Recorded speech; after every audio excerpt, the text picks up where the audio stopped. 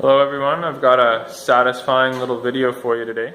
We just turned about 20 of these Kydex sheaths into over 100 knife sheaths, and there's a huge mess of Kydex chips on the mill, just tons of this stuff, so I'm going to vacuum it up.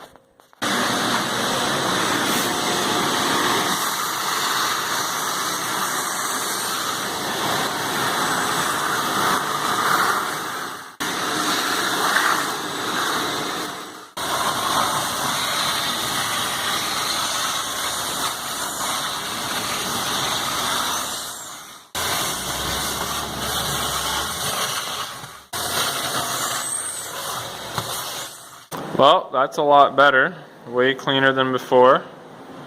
I hope you guys found that as satisfying as I did.